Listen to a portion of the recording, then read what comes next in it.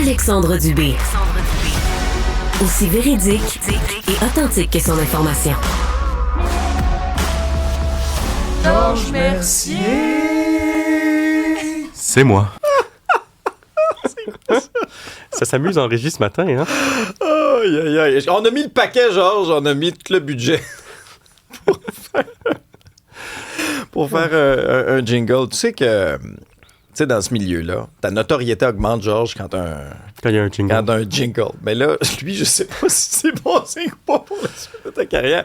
Georges Mercier est analyste, doctorat en sciences politiques au Centre de recherche internationale Sciences Po de Paris à l'Université de Montréal. Bonjour, Georges. Salut, Alex. Bonjour. Bon, là, toute la question du Moyen-Orient, à chaque fois, je me dis, bon, là, on a tout vu, on n'est pas à un rebondissement près, mais qu'est-ce que tu as pensé de la déclaration du président américain qui décide ultimement, tu sais, dans sa vision des choses, on va le prendre le contrôle, nous autres, du détroit d'Ormuz, puis on va imposer un péage de 20% au navire, alors que son propre secrétaire d'État, Marco Rubio, dénonçait ça comme ça se pouvait pas il y a quelques jours à peine quand l'Iran voulait le faire. Ben, c'est ça l'affaire, parce que jusqu'à maintenant, jusqu'à cette déclaration-là, les Américains avaient un bon argument contre l'Iran. C'était quoi? Ben, essentiellement, vous voulez prendre en otage une voie maritime qui devrait être ouverte à la circulation.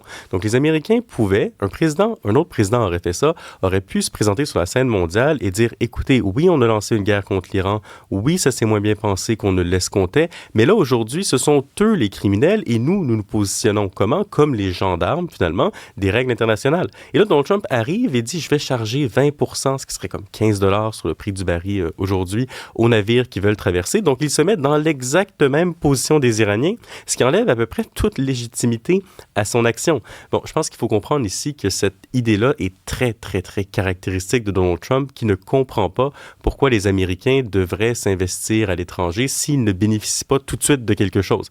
Évidemment, ce que le président ne parvient pas à voir, c'est que un détroit de Hormuz ouvert, c'est un commerce international qui fonctionne bien, c'est les économies qui vont bien, c'est plein de pays qui peuvent acheter des produits et des services américains, donc ça bénéficie à long terme aux États-Unis. Néanmoins, il veut en retirer quelque chose, peut-être parce qu'il pense que les monarchies du Golfe, et ça, c'est assez caractéristique de Trump aussi, sont essentiellement des genres de tirelires desquels on peut soutirer de l'argent. Parce que ce qu'il a en tête, finalement, c'est que les Émirats arabes unis, le Qatar, l'Arabie saoudite, qui sont objectivement des pays assez riches, payent pour la protection qu'offriraient les Américains, mais protection bizarre, parce qu'ils le protègent de quoi? D'un problème qu'ils ont eux-mêmes causé en lançant la guerre contre l'Iran. Puis il a commencé même à faire un peu le marketing de son affaire, là. C'est-à-dire que, tu sais, on a les gardiens de la révolution iranienne. Bon, ça, c'est une chose. Mais là, lui dit, nous, on serait comme les anges gardiens du détroit.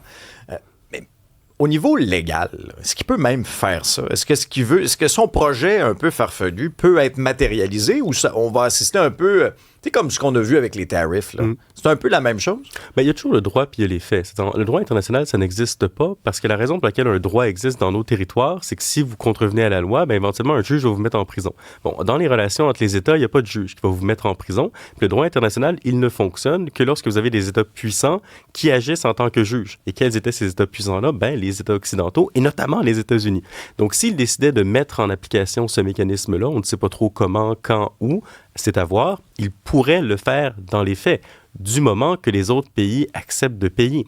Puis la question que ça pose, c'est qu'est-ce qu'on privilégie? Le respect du droit antérieur à la guerre, c'est-à-dire une navigation libre dans le détroit, ou la navigation pure et simple dans le détroit? Et si éventuellement un mécanisme comme celui que proposent les États-Unis fonctionne et qu'ils parviennent bel et bien à dégrader les capacités iraniennes à un point tel que les Iraniens ne font plus peur à personne et que les opérateurs de navires reprennent la circulation, eh bien ça, du point de vue des opérateurs de navires, de l'économie mondiale, ce n'est pas une mauvaise chose. Donc, si le prix à payer, c'est 20% de la valeur marchande des cargaisons, peut-être que les gens vont dire oui. Mais autre possibilité, c'est peut-être seulement une manière de mettre de la pression sur les autres pays limites de la région et les autres pays occidentaux pour dire, là, écoutez, vous devez nous aider. Vous avez des navires, vous avez des capacités navales, vous pouvez embarquer avec les États-Unis parce que si vous ne le faites pas et on continue à y aller tout seul, eh bien voilà la conséquence que vous allez devoir payer.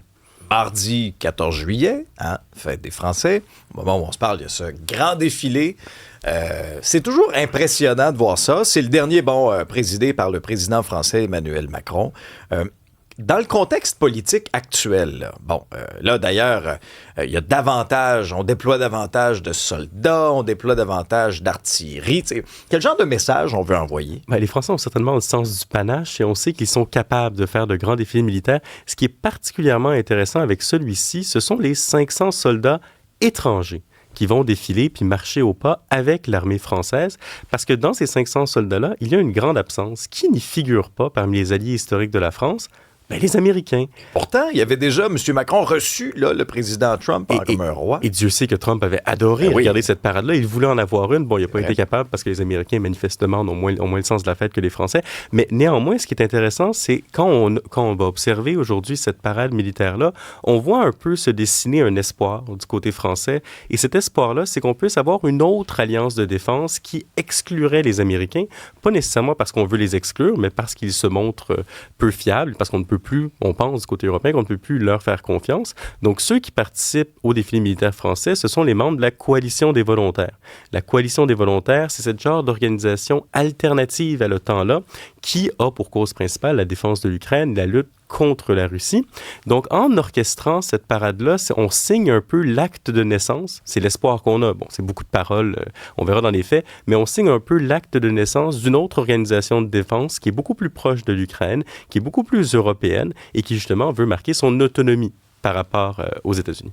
Mais c'est quand même une fête nationale de la France qui survient à un moment où le pays est quand même divisé. Tu sais, toi qui as étudié aussi là-bas, parle-nous un peu, puis éclaire-nous un peu sur les enjeux. On a l'impression que tout le monde est au bout du spectre, que c'est très, très polarisé dans la société française. Le problème politique en France, il est assez simple finalement, c'est que vous avez un parti qui est clairement majoritaire dans les suffrages, dans les intentions de vote et même dans les suffrages, le Rassemblement national, qui est jugé par beaucoup comme étant à l'extrême droite. Et ce parti-là ne peut pas, en l'espèce aujourd'hui, accéder au pouvoir, bien qu'il récolte les suffrages de plus de 30% des Français, parce que les autres partis se disent tout sauf le RN. Donc, dès qu'il y a une élection, puis le Rassemblement national arrive proche du pouvoir, du centre à l'extrême gauche, on fait alliance. Des alliances souvent contre nature, parce qu'on ne voit pas trop ce qui rassemble un membre de l'extrême gauche avec quelqu'un de plus institutionnel. Ouais. Et on bloque le parti. Donc, le système politique français, il est bloqué, ce qui crée beaucoup de frustration et de lassitude au sein du corps citoyen français, parce qu'on se dit, la situation est bloquée, on ne voit pas comment on améliore les choses. La dette française est à un niveau gigantissime. Et l'autre problème, c'est que dans le contexte actuel, on doit faire des arbitrages entre notamment les investissements en défense, parce qu'on veut être plus crédible sur la scène mondiale, et les services sociaux. Mais il n'y a aucun gouvernement qui a le courage politique d'assumer ces arbitrages-là. Donc, on se dirige encore une fois dans une situation qui est bloquée, qui peine à avancer, si bien que les Français sont surtout las davantage que fâchés. Certains disent qu'ils sont fâchés. Moi, je ne pense pas qu'ils sont fâchés. Je pense qu'ils sont surtout déçus et un peu déprimés de leur situation politique. Merci beaucoup, Georges. À bientôt. Salut.